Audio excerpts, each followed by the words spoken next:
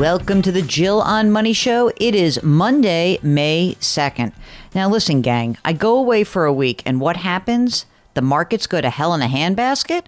Come on, don't you want to give me any relaxation? I guess not. Okay, I know many of you are freaked out. It's a really rotten April. If you are worried, we're here to help you. Just go to jillonmoney.com, click the Contact Us button, and we would be delighted to help you out. But there are some things you know already. I'm just going to remind you of those things. Markets move up, markets move down. We are entering a very different phase than many of you have ever experienced. It is a phase of the economic cycle where interest rates are going to be rising substantially. And that means that a lot of your bond holdings are not going to protect you in the way they may have in the past. You also now understand that stocks that were going up forever, it seemed like, are getting dragged down to regular old levels that you might expect. And frankly, the idea that the NASDAQ had the worst month since 2008, I kind of see it as a good wake-up call for many. Maybe you were feeling like you were underinvested in that sector. Maybe you were thinking, oh, my portfolio, it's so plain vanilla. I wish I could be in those things. You're not. And I have a feeling that many of you have diversified portfolios that are hurting right now. You know, we are seeing bad movements in the market, but it's not a forever movement. Just like we talked about in the spring of 2020, when the pandemic hit and the U.S. stock market lost a third of its value in 5 weeks, you need to look beyond this. You need to actually focus on those matters that you can control. Much of this is out of your control. It's going to be okay. And if you feel like you are right at the edge of doing something that may not be in your best interest, please get in touch with us. We are going to monitor this. We're going to make sure that you feel comfortable. Your security is knowing that you have a game plan. And if you don't have a game plan, get in touch with us. We can help you find that plan, the one that is right for you. Okay, everyone take a deep breath. Ready? That feels better, doesn't it? Kelly is on the line. She is from Pennsylvania. Hello, Kelly. Welcome to the program. How are you? I'm doing okay. Thank you so much for having me. The one good thing out of the pandemic is that I found podcasts and I start every single day with you and Mark. Really? Yes. You sure it doesn't get a little bit like onerous, like, ugh, I got to do another one? No, I look forward to it. Even if it doesn't apply, I learn something every time. Oh, that's so nice of you to say. So tell me, what can we do for you today?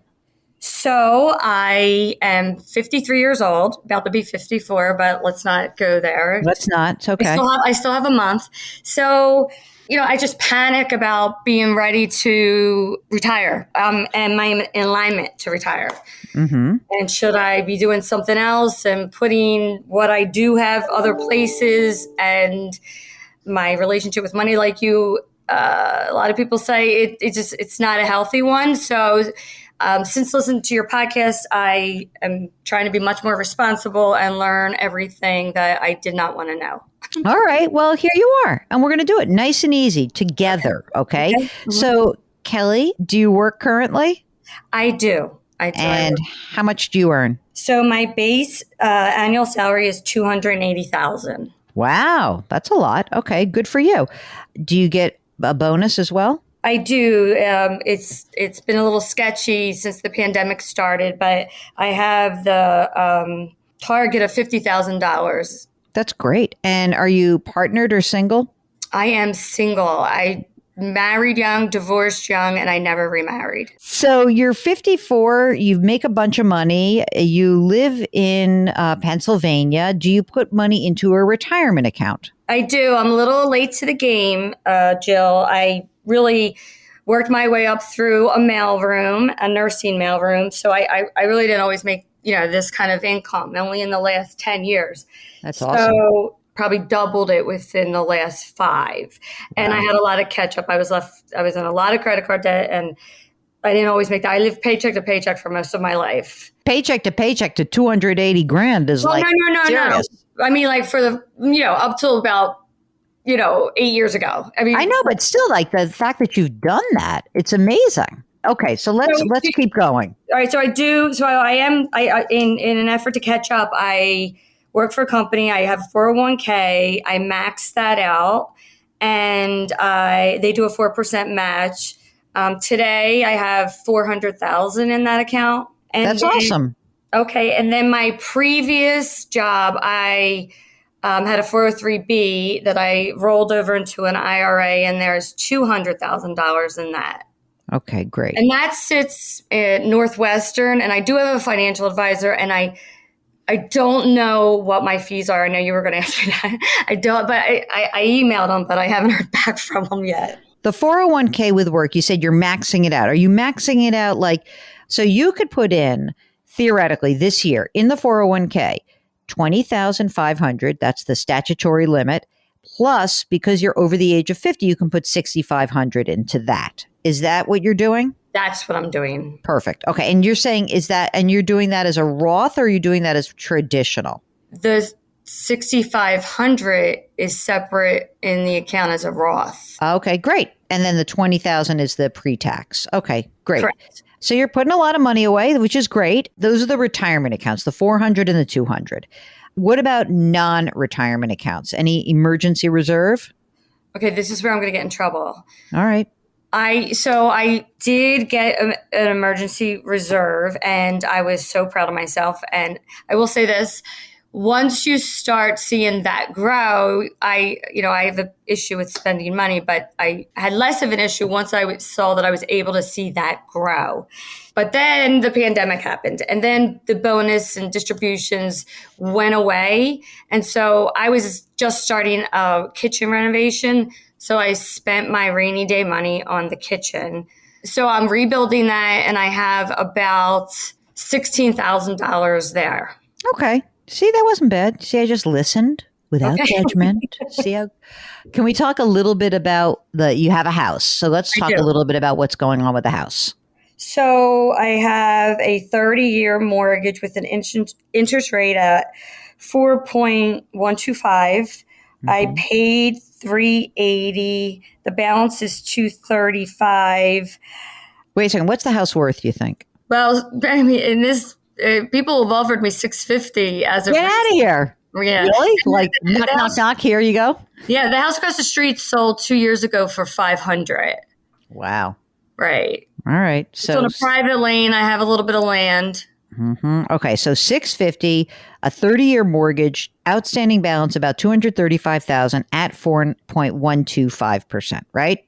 Yes. Okay. What else? Is there something else that you were about to say? I'm sorry, I interrupted you. Sorry. This is the really bad part. I have a HELOC, and the balance on that, I took out a line of credit. I had a unexpected tragedy, and I took out a line of credit for a couple things, and that's $77,000. And right now, it's a variable, so I'm worried about that right now because of what's going on in our country. And it's currently at 3.7%. All right, let's not go nuts yet. Not terrible. Okay, so I have one other thing. What? Tell me. I have a pension.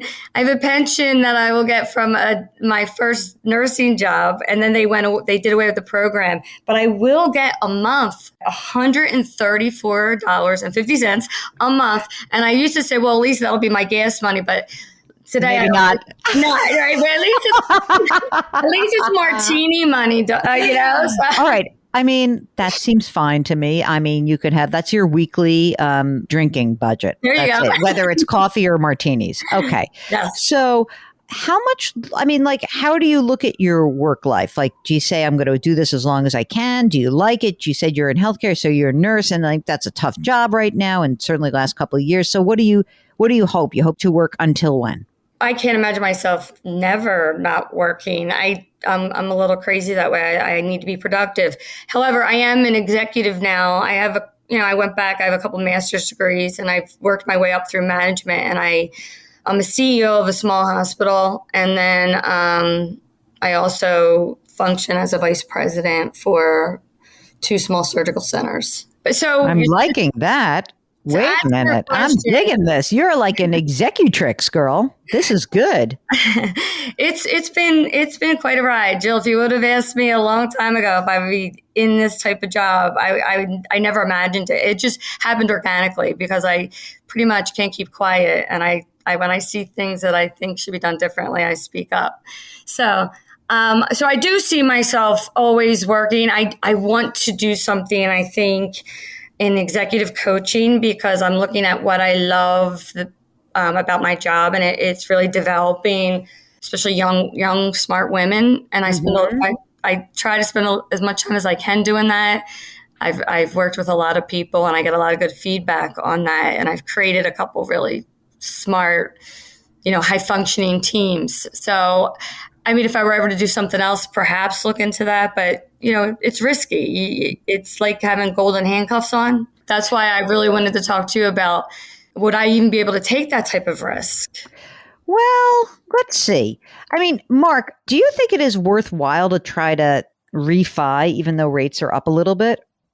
I have an idea, but what do you think that that's crazy right now? Why? To get rid of the line of credit, just like roll it all in? Yeah, roll it all in and go back to and how many years left on this? You said I read your email, so you had 20 20. years. You're 20 years into a 30. What about starting the clock all over again, Mark, and going 30? You know what I'm saying? Like to stretch it out a little bit, or do you think that's crazy right now? If she thinks she's going to stay there, for the long term, I'm fine with it. I love this house. You do? I do. The reason why I say that, everyone who's listening, calm down because everyone just had a heart attack. It sounds to me like you've gotten back on your feet, and I'd love for you to have some cash flow that would allow you to build up your emergency reserve fund and keep putting their money away, like in your retirement account. But ideally, I want you to start building up outside of retirement and having, maybe a brokerage account eventually and really be able to have some more flexibility. Because if you do want to do something different and you do want to sort of have the permission to do that, you need some money outside of these retirement accounts. And the value of the house is up. Mortgage rates are up. So it sucks that I'm going to have to do this right this second, but you've got income. So let's just presume that you get $310,000, even like what would a $325,000 30-year look like? 325 grand, 30-year fixed, Mark. What's the payment on that? It sort of seems daunting, Kelly, to be like, oh my God, I'm only 53 and I'm going to have 30-year mortgage. But, it's not forever. It's just that I want to try to get your cash flow really set right now while we can. I'm hoping that we can do this and also get a little bit of extra money out and just pop some into your emergency reserve fund. So what's the payment on a $325,000 30-year fixed, Mark? Did you run it at 4.25 maybe? 4.25 is about $1,600 a month. How much are you paying right now? 21. But that's probably because you have taxes are also included in it. Oh, yeah, right, all that. Okay, yeah. I think if you were to have, and what are the taxes? Do you know the taxes on the house? Oh, yeah, they're low. It's about $6,000. Okay. So it may be that just actually doing this will give you some flexibility. So I think you should go out and you can talk to the mortgage lender right now. We can put you in touch with other mortgage people. But if you had a $325,000 30-year fixed rate mortgage on this house, you fix the payment, the home equity line of credit is done, right? It's all done. You don't have to worry about interest rates rising. You don't have to go nuts. Fix this right now. And then your cash flow will be such that you can continue to put money into your retirement account. You can start building up that emergency reserve fund. I think that, honestly, I know you're a very good earner. What I would be hopeful for is you get the bonus in a lump sum usually in a year, in a given year? It's quarterly. Okay. So what I would do is I would take that quarterly bonus and put it in your emergency reserve fund. I mean, you need 50, 60 grand in there. You really need to have that much money in there. We'll put some of the money from the refi in there, but I want you to aim to get 50 or 60 grand in there. And then after that, then we're going to start trying to put into place a plain old brokerage account. I mean, you're going to have to keep working, girlie. You got, you worked your way up. You've done an amazing job. 10 grand a month is a real number. In addition to your $134 a month pension, you'll probably be entitled to a Social Security benefit. Have you looked at your Social Security benefit? What is it? It is $333.25. In your job, do you get health care going forward or not really? I have an HSA. Okay, that's great. Yeah. That's fantastic. So, you have about right now in gross, you would have Social Security and pension of about $3,400 a month. And that means that we've got a gap, right? Because you need $10,000 a month. And so in order to fund that gap, what we need to do is have you save a chunk of moolah. And it's going to take you another 10 years to do that. Or you're going to have to say, if I'm going to do something different later, like if you're this awesome executrix, healthcare professional now, and you want to do something different, then you'd have to be willing to do that for longer or change the $10,000 a month goal. One of those two things. But I think that if you said to yourself, okay, you certainly can work for 10 more years, right? And maybe it's 10 or 12 years and you're going to sock away money. But I think the most urgent thing today is to get rid of this home equity line of credit because it's driving you a little nutty and fix this. Draw out the term of the loan so that your payment can go down, which will allow you to do more stuff, not spending stuff, saving stuff. Okay. I think if you do that, you're going to be on track. I mean, look, you already have 600 grand, which is great, right? It's great. Over the next 10 years, the 600 grand, you're going to keep adding money to it and there's going to be more money and it will grow and it's going to be good. But, we kind of need you to get a couple $1 million so that we can fund this $10,000 a month. A couple million? Yeah, you're going to have it. You already have 6. Mark, what's 600,000? Let's do a future value.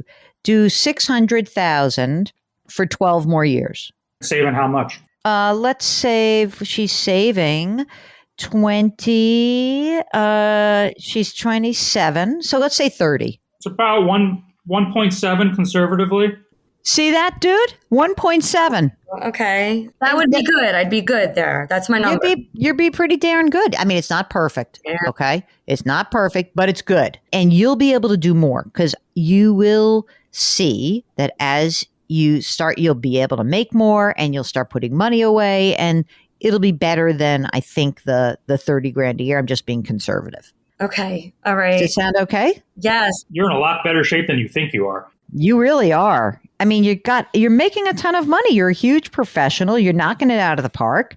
You got on your feet. It sounds like you had some bad stuff happen to you in your life and you've got the opportunity to do it. So you're making the really proactive change that needs to be made and you're taking control of it. And thank God you have the means. I mean, if you were an orderly and you were making $48,000 a year, it would be a different story, right? You've got the opportunity to make a big change in your life. Thank you. I needed that pep talk from you guys. Thank you. There you go. That's it. Can I just say, I am just so thankful for what you do. I just think I try to turn so many people on. I send people your podcast all the time. They just don't teach us this, and they should. So I want to thank you and Mark for everything you do. Well, that's so nice of you to say. We're really happy that we could help you today. And we want to make sure that if you need anything, we're here for you. Okay. Thanks, guys. I appreciate it. All right. If you, like Kelly, need a pep talk, Mark and I will give it to you. We really will. Just go to JillOnMoney.com, click the Contact Us button, send us your note, and be clear that there is no issue that we cannot tackle with you. We are on the same team. We're part of the same community. So just check it out. JillOnMoney.com, click the Contact Us button, sign up for the free weekly newsletter, subscribe to this podcast or maybe our sister broadcast called Eye on Money, and check out all the stuff that sits on the website. It's all that content gets refreshed over and over and over. We do a ton of stuff. And it's just Monday. My God, it's fantastic. Do me a favor. Lift someone up today. Grit, growth, grace. Thank you for listening. We'll talk to you tomorrow.